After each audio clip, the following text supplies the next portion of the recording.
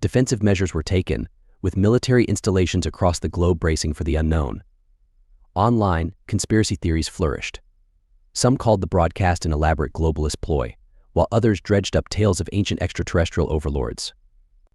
As divisive narratives gained traction, cities saw protests. Protect Earth became the rallying cry for those who perceived the Federation's contact as a threat. After monitoring these global reactions, the Secretary General convened a crucial meeting. We anticipated a mixed response, but the magnitude of fear and resistance could be counterproductive, Admiral Lansing mused. While direct action is necessary, we should also think long-term. Perhaps once the Federation's envoy arrives, we can propose an exchange program, cultural showcases, direct interactions. It could be the bridge we need. Talon nodded thoughtfully. It's a possibility, and one that I believe the Federation might be amenable to. However, we must tread with care. Humanity in its diversity will need time to adjust, and as the days passed, the world indeed took its time.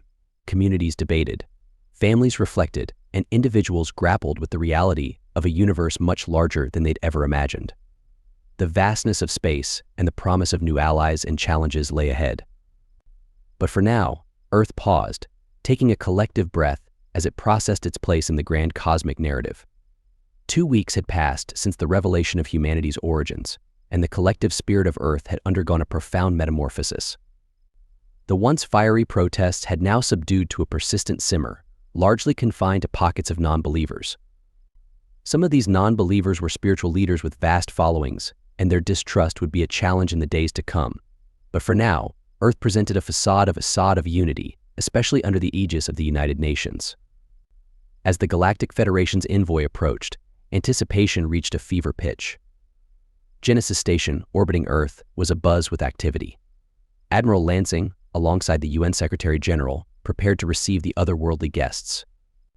When the Federation ships appeared in Earth's orbit, they dwarfed any human-made structure. 2 colossal battlecruisers with intricate designs and lights that shimmered like stars flanked a smaller but no less impressive diplomatic vessel.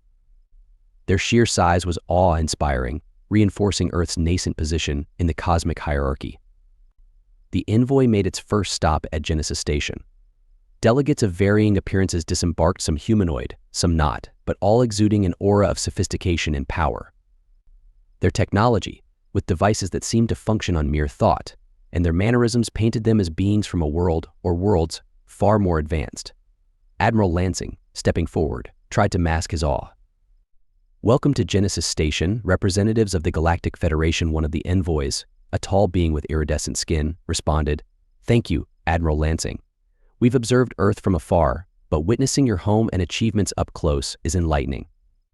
The delegation was then given a brief overview of Earth's history, highlighting the strides humanity had made. Yet, when they learned of the world wars and other conflicts, there was palpable concern. The iridescent-skinned envoy, who introduced herself as Ambassador Thalia, remarked, "Such internal strife on a planetary scale is rare. It's something we'll need to consider." Their arrival on Earth was nothing short of historic. As their diplomatic craft descended, millions gathered to witness the moment. Screens across the globe broadcasted the event, capturing every detail. Upon landing, the envoys were escorted to the United Nations headquarters. The General Assembly had been convened in their honor, and the hall was filled to capacity. Flags of all member nations flanked the stage, symbolizing Earth's unity. The UN Secretary General began, "On behalf of all of humanity, we welcome you to our planet. May this be the start of a harmonious relationship." Ambassador Thalia, standing at the podium, responded, "We come in peace and hope for mutual growth. The Federation has long been a consortium of civilizations, and perhaps in time, humanity can join our ranks." However, during the discussions that followed, cultural and communicative challenges became evident. At one point, a delegate from Earth referenced grasping the olive branch, a symbol of peace. This seemed to cause confusion among some Federation members until Thalia clarified, hinting at the nuances of interstellar diplomacy. Further, a suggestion to showcase Earth's diverse cuisine at a banquet seemed to be met with hesitation. Dietary differences and the concept of consuming organic matter might be alien to some Federation species. Yet amidst these challenges, there were moments of profound connection. A shared appreciation for art, music, and the wonders of the cosmos hinted at common threads that bound all sentient beings. As the meeting concluded, the Secretary General summarized the sentiment. We have much to learn from each other and many bridges to build, but today we've taken the first step in the days that followed. Earthlings everywhere processed the historic events. While there was awe and hope, there was also apprehension. Earth was truly no longer alone in the universe, and the path ahead, while promising, was shrouded in uncertainty. Inside the cavernous United Nations Hall, the atmosphere was thick with anticipation. Arrayed around a vast table were representatives of humanity, diplomats, scientists, scholars, and leaders. Facing them were members of the Galactic Federation, each looking as diverse and enigmatic as the cosmos itself. Ambassador Thylia, with her iridescent skin, initiated the dialogue. "You have questions about the Federation we are here to answer." Dr. Helena Alvarez, a renowned astrophysicist, began, for starters, "How long has the Federation been in existence?" Thylia responded, "By Earth's reckoning, the Galactic Federation has existed for approximately 500,000 years. We were formed when a group of advanced civilizations recognized the need for collaboration amidst the vastness of the cosmos." General Thompson, a decorated military official, inquired, "How expansive is the Federation? How many members does it comprise?" A delegate with multiple appendages resembling arms replied, "The Federation spans approximately 13% of the Milky Way and is composed of 327 distinct member civilizations. Our combined territories serve as hubs of knowledge, commerce, and exploration." Dr. Alvarez's voice quivered with excitement. "In our own history, how were we engineered?" Ambassador Thylia sighed. "It is a tale that begins with Dr. Leon's fascination for a primate species. Using intricate gene manipulation, he tailored certain attributes: limb length, brain capacity, traits like curiosity, aggression, empathy. His work was part research, part necessity, due to the conflict with the Kriller." Silence pervaded the room, only to be broken by Dr. Ram Patel, a biologist. "We've noticed a significant disparity in our lifespans compared to most Federation species.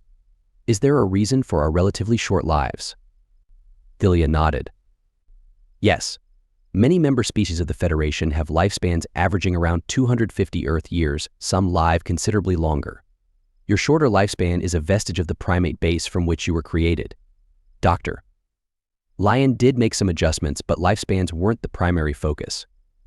Secretary General Miriam Weiss spoke up. "Is there an opportunity for us to meet these primates, our ancestors?" Thylia's eyes glinted with warmth. "It's possible. We can arrange for a select delegation to visit their habitat." Dr. Patel, curiosity evident in his tone, asked, "Do they share any of our cognitive capacities?" "No," Thylia replied. "While they possess intelligence, it's not to the degree of cognitive complexity exhibited by humans." The questions flowed, each revealing a tapestry of knowledge and experience. "How does the Federation manage disputes among such a diverse consortium?" asked General Thompson. "Through mediation and a council representing each member species. The goal is always harmony and understanding," replied a delegate with fluid movements resembling water. "Do you possess a shared language or means of communication?" queried linguist Professor Aisha Mubarak. "We utilize a combination of universal translators and a shared language developed over millennia," Thylia answered. One final question came from a young intern who had been silently observing. "How do humans fit into this vast canvas? Is our role merely a relic of a past war?" Thylia paused, measuring her words. "While your genesis is tied to conflict, your potential is not defined by it. The Federation sees promise in humanity, not just as warriors, but as thinkers, artists, and explorers. You have a unique blend of traits that could enrich our collective." As the meeting concluded, the weight of revelations and the promise of the future intertwined. Humanity stood on the precipice of a new era, with the cosmos beckoning and the Federation offering a hand of alliance and understanding. The waning days of the Federation's historic visit to Earth were marked with a whirlwind of activity. Their representatives had crisscrossed continents, soaking in the rich tapestry of cultures, the diverse landscapes, and the indomitable spirit of humanity. From the bustling streets of Tokyo to the tranquil beaches of Brazil, from the soaring Alps to the vast savannas of Africa, Earth had put on a show, and the aliens were deeply impressed. Within the sprawling assembly hall of the United Nations, the Federation's lead representative, Ambassador Thylia, stood at the podium, flanked by her entourage and the Secretary General of the UN. Her skin shimmered with an iridescent glow, the effect of Earth's sunlight on her alien physiology. "Your species has accomplished much in a short time," she began, her voice echoing through the room. The arts, sciences, and depth of emotion exhibited by humans are truly remarkable. While we brought you into existence, you have charted your own destiny, defined your own narratives, and it is clear to us that left to your own devices, you will reach the stars on your own. But we also perceive potential pitfalls, moments where guidance, not interference, could be beneficial. A murmur rippled through the hall, the weight of her words heavy on everyone's mind. The realization that they were on the cusp of a new era, an era of interstellar cooperation and potential, was exhilarating. Ambassador Thalia continued, "We will soon depart, but before we do, we extend an invitation. We wish to take a delegation of humans to the heart of the Federation. Admiral Lansing, you have been specifically requested. The others will be your choice, representing the best of humanity." A spotlight shifted onto Admiral Lansing, his uniform pristine and his expression stoic. He nodded in acknowledgement, the weight of responsibility clear in his eyes.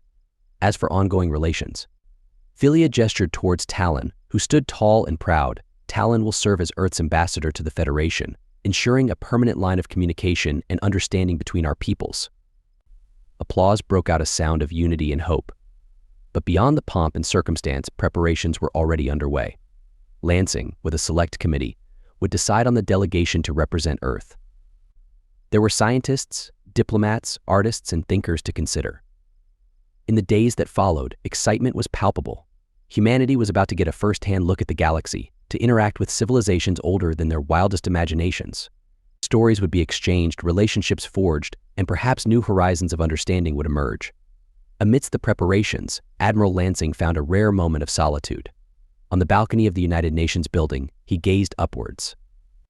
The vast expanse of the night sky stretched before him, dotted with twinkling stars. Each one of those celestial points held the promise of undiscovered worlds and civilizations. A few weeks ago, he was a man with a routine, overseeing operations on the Genesis space station, the pinnacle of human space exploration. And now, destiny had fast-tracked him to a journey to the heart of the Galactic Federation. A sense of wonder and disbelief gripped him. It felt like a dream, and he half expected to wake up to the familiar hum of the space station. But the cool night air and distant city sounds anchored him to the reality of the moment.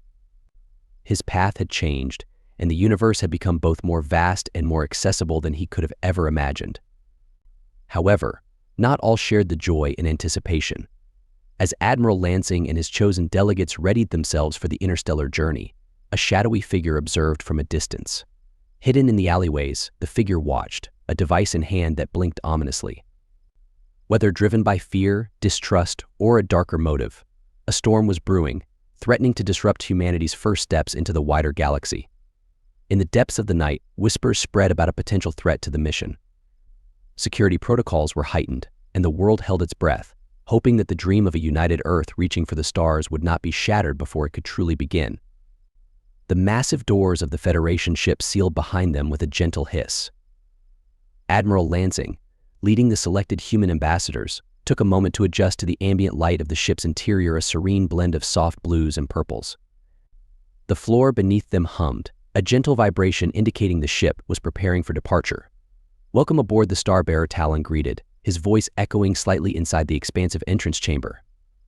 "This will be your home for the next few days, as we journey to the Galactic Federation's core." Lansing took in the expanse of the ship, from its high vaulted ceilings adorned with alien hieroglyphs to its sleek interfaces glowing with unreadable text. "It's incredible," he whispered, a sentiment echoed by murmurs of agreement from the human delegates behind him. As the ship started moving, a window display opened up to the star-filled vastness of space. The stars ahead began to shimmer and pulse, their light growing brighter and then dimming in a rhythmic pattern. Suddenly, the ship surged forward, the stars blurring into continuous streaks of luminescence.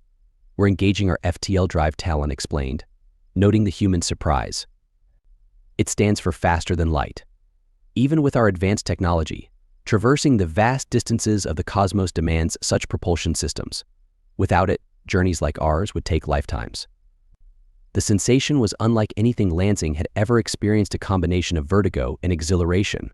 But as quickly as it began, the feeling tapered off, and the stars ceased their high-speed streaking. In the distance, a colossal cosmic nebula slowly moved past. Lansing stared in disbelief at the speed they were traveling. As the journey continued, Talon took on the role of educator, detailing the Federation's vast history, which spanned millennia. He spoke of ancient interstellar wars, alliances forged and broken, and the unending quest for knowledge and understanding. He spoke of cultures that communicated through song, species that lived in gas giants, and civilizations that had achieved true unity. It's a complex web, the Federation. While we strive for peace, there are disagreements, politics, and struggles for power and influence. Talon elaborated. Dr. Helena, one of the human ambassadors and a historian by profession, was eager to know more. How did the Federation manage to keep such a vast expanse of different species united? She inquired. Talon's eyes dimmed thoughtfully. Balance. The Federation's primary principle is balance, recognizing the importance and value of each member species and ensuring their voices are heard. It's not perfect, but it's what has kept us together. As days turned into nights, though, without a sun, the concept became abstract. The human ambassadors gathered frequently, discussing among themselves. Some were in awe, others overwhelmed, but all felt the weight of their mission. They shared stories of their families, their homes, and their dreams for the future. In one such gathering, Lansing sat with a younger delegate, Maria, who was a celebrated physicist. "Did you ever think?" She began, her voice quivering with a mix of excitement and nervousness. "That we'd be here, Admiral, crossing the stars?" Lansing smiled, looking out at the vast expanse of the universe stretching before them. "No, I didn't. But that's the beauty of life, isn't it? The unpredictability. We're here, and we're going to make the most of it." Throughout the journey, it was evident that the bond between Talon and Lansing had deepened. They were frequently seen in deep conversation, with Talon sharing more about his life and experiences, and Lansing discussing Earth's challenges and triumphs. The trip was not just a physical journey across the galaxy, but a profound journey of understanding and growth for the human delegates. As the Federation core neared, they felt a collective mix of anticipation and responsibility, ready to represent humanity in this new chapter of its existence. Lansing smiled, looking out at the vast expanse of the universe stretching before them. "No, I didn't. But that's the beauty of life, isn't it? The unpredictability. We're here, and we're going to make the most of it." Throughout the journey, it was evident that the bond between Talon and Lansing had deepened. They were frequently seen in deep conversation, with Talon sharing more about his life and experiences, and Lansing discussing Earth's challenges and triumphs. The trip was not just a physical journey across the galaxy, but a profound journey of understanding and growth for the human delegates. As the Federation core neared, they felt a collective mix of anticipation and responsibility, ready to represent humanity in this new chapter of its existence. The gentle hum of the ship intensified slightly as they entered the star system, heralding their approach to the Galactic Federation's capital. Admiral Lansing and the human ambassadors gathered by the viewing port, eager to take in their first sight of this interstellar hub. As they neared the system's center, a flotilla of ships of all shapes and sizes converged on their vessel. Bright flashes of light emanated from some, which Talon explained were greetings in various alien languages. That ship over there, Talon pointed to a sleek silver vessel with wings that glowed a soft blue, belongs to the Irari. They are a species of great artists and philosophers. Their excitement stems from a deep-rooted belief that new species bring fresh perspectives and inspiration. Another ship, this one more organic in appearance, pulsated with a soft amber glow. The Vorian Talon continued. They're one of the oldest races in the Federation. They value knowledge above all and see the humans as a new chapter in their vast libraries. As the Starbearer finally docked at the Central Space Station, the ambassador's eyes widened in awe. The sheer scale of the station dwarfed everything they had ever known: towering spires, vast parks floating in zero gravity, and beings of various shapes, sizes, and colors mingling and communicating. "It's overwhelming," whispered Dr. Helena, her historian's mind racing to capture every detail. The human delegates were escorted to their quarters, grand rooms with walls that morphed to show serene landscapes from Earth. This touch, added to make them feel at home, was deeply appreciated. Over the next few days, their schedules were packed. They attended diplomatic receptions, where they were introduced to leaders of various member species. At a more relaxed cultural exchange session, they shared Earth's music, art, and literature, while in return, they experienced alien dances, holographic art, and listened to melodies that resonated in frequencies beyond human comprehension. But not all interactions were smooth. At one dinner, an envoy from a species called the Kilt expressed skepticism about humanity's rapid technological growth, hinting at potential dangers. However, Ambassador Thelia gracefully navigated the conversation, emphasizing Earth's desire for peaceful collaboration. The pinnacle of their visit was the assembly before the Galactic Federation Council. The vast hall was unlike anything they had ever seen. Floating platforms held representatives of countless species, each tier giving a panoramic view of the center stage.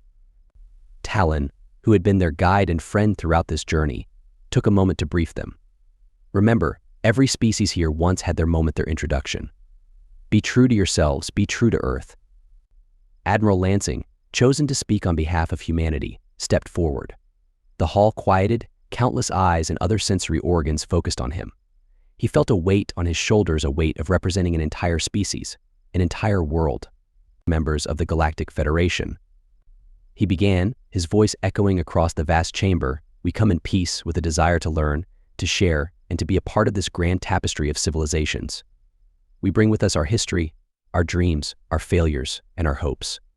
We thank you for welcoming us, and we hope to contribute to the Federation's future. The hall erupted in a cacophony of sounds, applause, cheers, and other gestures of approval in myriad alien languages. As the assembly drew to a close, Lansing felt a hand on his shoulder. It was Talon. "You did well," he said, his voice filled with pride. "Welcome to the galaxy." The show had indeed begun, and Earth's role in this interstellar dance was just taking its first steps. The galactic capital city was unlike anything the human ambassadors had ever seen. Buildings soared into the sky, their architecture a blend of organic curves and angular geometry. Streets were aglow with holographic signs in a myriad of alien languages, and walkways floated in the air, connected by transporter pads. Hovering vehicles moved gracefully between structures, and even the air seemed to shimmer with a luminescent quality. Amidst this majestic sprawl, the human delegates felt an overwhelming mix of awe and insignificance. The bustling capital represented a collective of civilizations, each contributing its unique signature to the kaleidoscope of the city. Every corner held a new surprise: a park with bioluminescent plants, a plaza with an ethereal musical performance by a multi-armed species, or a museum displaying ancient artifacts from civilizations the humans hadn't even heard of. Leading the way was Talon, his usually stern demeanor replaced by a more animated one. As they walked, he pointed out the highlights, recounting tales of the Federation's evolution. "This city," he began, "has been the heart of the Federation for over 10 millennia. It has witnessed the rise and integration of countless species, each bringing their unique strengths and cultures." He gestured to a magnificent floating structure. "That is the Institute of Galactic Knowledge," he explained, "a place where the collected wisdom of the universe is stored. Some of the technology and science there are eons old, while some are the very cutting edge of discovery." Passing by a busy marketplace, the scent of exotic foods wafted through the air. Alien merchants beckoned the humans to try their goods, displaying colorful fruits, shimmering fabrics, and intricate jewelry. The delegates watched in amazement as a stall showcased levitating pots, while another offered glimpses into different dimensions. Talon paused before a massive holographic monument that displayed scenes of various alien races joining the Federation. "These are the milestones of our Federation," he said. "Every race that joins enriches us, strengthening the bonds of cooperation and understanding. Our values lie in unity, diversity, and the pursuit of knowledge." As they continued their journey, Admiral Lansing was engrossed in the stories and sights.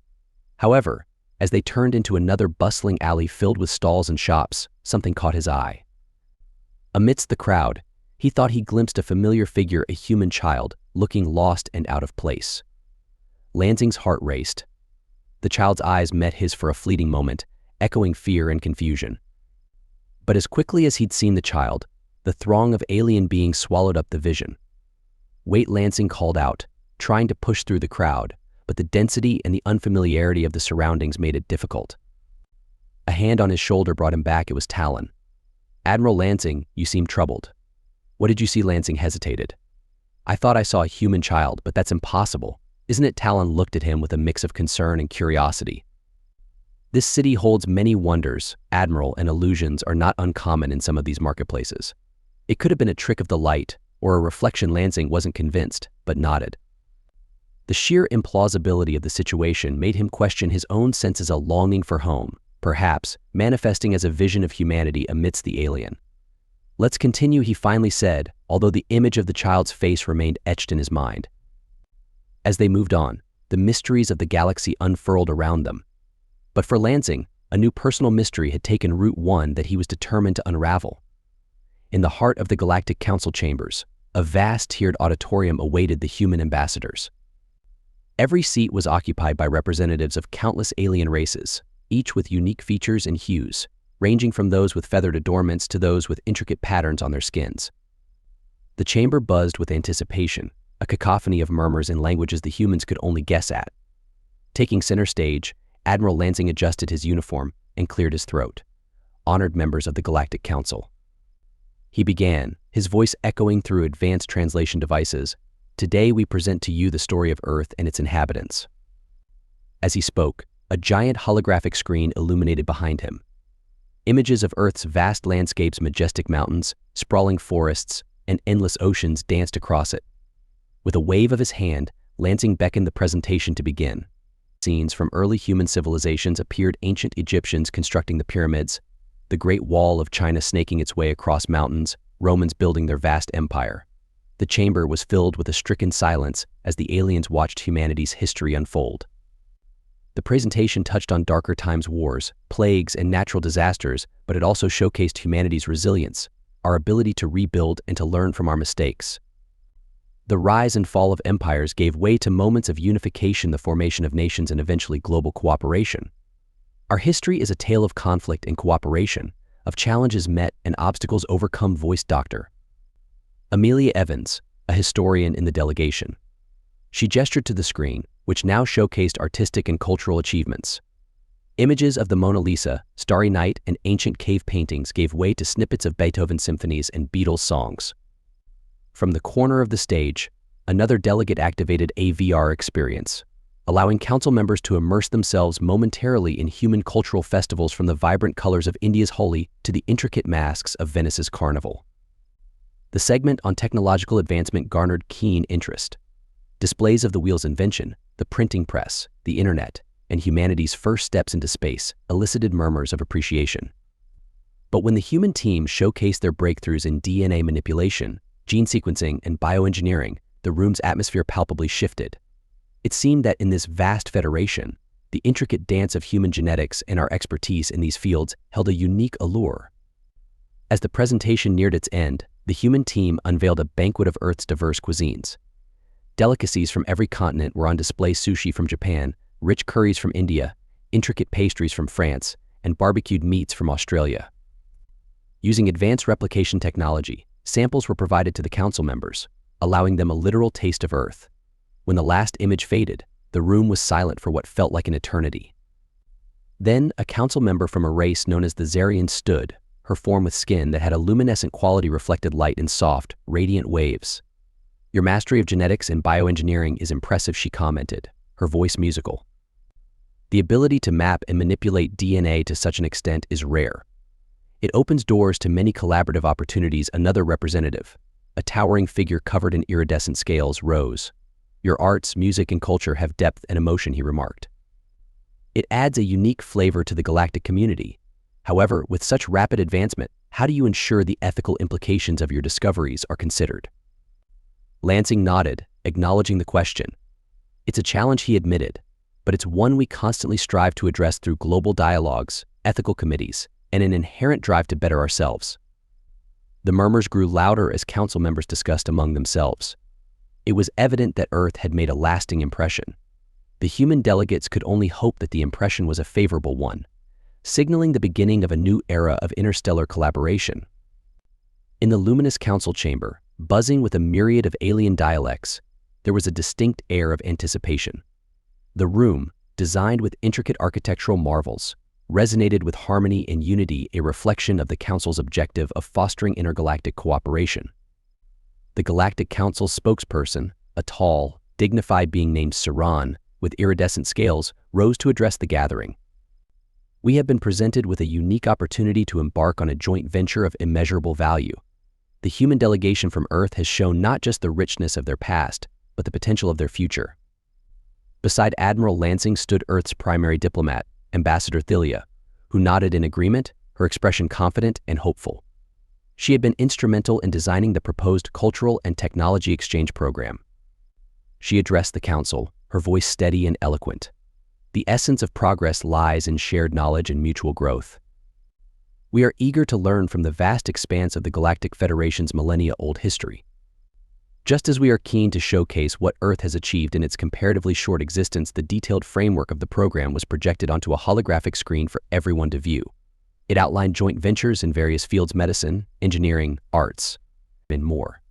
There was a particular emphasis on ensuring that the exchange was bidirectional, promoting shared learning and mutual respect. Several council members voiced their support, with a few raising constructive queries. It was evident that while they were curious and enthusiastic about this collaboration, they also wanted to ensure its smooth and efficient implementation. On Earth, the reception of this message was nothing short of ecstatic. The head of the Extraterrestrial Exchange Program, Dr. Eleanor Cassidy, after reading Lansing's update, immediately convened a meeting with global leaders and experts. There was unanimous agreement they needed to prepare, and they needed to do so fast. Labs, cultural centers, and universities were informed. Workshops were devised, and an entire infrastructure was set in motion to ensure Earth was ready for this unprecedented exchange. Back at the Federation's capital, as Lansing and Thalia walked through the vast corridors, reflecting on the day's events, the Admiral sighed in contentment. "We're making history, Thalia," he remarked. Thalia nodded, her gaze fixed on the horizon, where stars shimmered with endless possibilities. "Indeed, Admiral, and this is just the beginning." In the sweeping azure chambers of the Federation's main educational complex, the human ambassadors gathered, their faces a mix of anticipation and wonder. This was the first of many sessions they would attend to understand the nuances of the upcoming exchange program. Jern, a brilliant Federation scientist with a sleek silver form and multiple articulate appendages, initiated the orientation. "Welcome, esteemed representatives of Earth," his voice boomed in a serene yet authoritative tone. "Today marks the beginning of our journey towards mutual enlightenment." The first session revolved around technology. Holographic displays showcased marvels the Federation had achieved: anti-gravitational systems, quantum computing networks, and bioregenerative medical devices that could heal without a trace.